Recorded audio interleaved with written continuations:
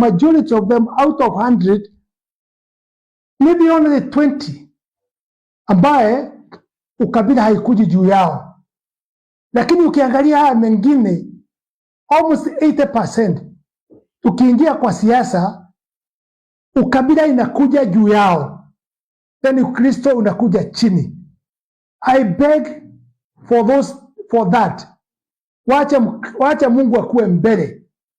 Lakini ukabila, kwa sababu kila pahali umezaliwa una kabila yako, ikuje chini ili tuweze kuunganisha. Kwa sababu hata sasa tunasema makanisa yatuunganishe.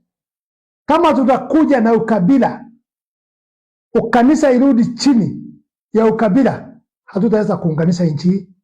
That thing is very sensitive. In every tribe, ukiangalia, ikifika ukabila, mtu na ni bishop na ni pastor anaenda kwa kabila yake. So unakuta chini ya nyuma ya hama, ile mambo hako naye mbele ni mambo ya ukabila pahali yametoka. Sikatai tusipigane na ukabila, kwa sababu Mungu alituumba na akaumba kila mtu na pahali yake na kabila lake na pahali ya kukaa na lugha yake ya kuongea na njia ya kuishi. I agree with that. But to build this country in Kenya today, we need healing. Na hii healing, tunataka hii healing iweze kuwa inatuweka pamoja. Kwa sababu tumeingia kwa mambo mengi ambayo imetatuweka kwa shida nyingi sana. Ukiangalia mfano kwa vile siasa tuliweza kufanya, ni kwa nini turudi tukosane sana na ikuwe hakuna kusameheana? Kusameheana lazima kuweko, kwa sababu hata mimi nashindwa sana nikiangalia vile tuliweza kuunda chama ya UDA tukiwa pamoja. Ni kwa nini turudi tukosane? Ni kwa nini tuanze kushambuliana? Kama Gachagua alikuweko kwa hiyo siasa na kuna mambo kidogo imepitikana ambaye ni ya kuweza kusahihishwa, yaweza kusahihishwa. Imetuingiza kwa shida nyingi sana kwa pattern vile tulipiga kura na sasa baadaye vita. Hii vita imetugawanyishana sana.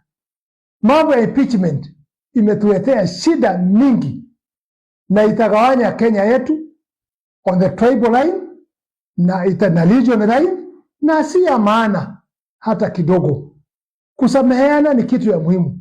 Kwa hivyo mimi ningeomba makanisa muweze kushika viongozi wetu, waweze kukaa pamoja, tuweze kusameheana, at least tupee mwananchi wa Kenya heshima.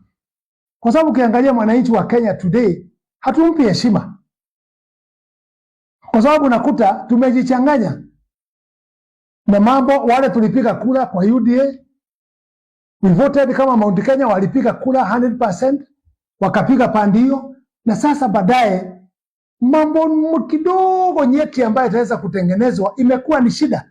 Why can the church take it now and have a discussion? Na mimi nashangaa ni kitu gani iweze kusameheana? Anything people can forgive each other, ili tuweze kuendelea mbele, turudishe ile mapenzi yetu tulikuwa nayo mbeleni.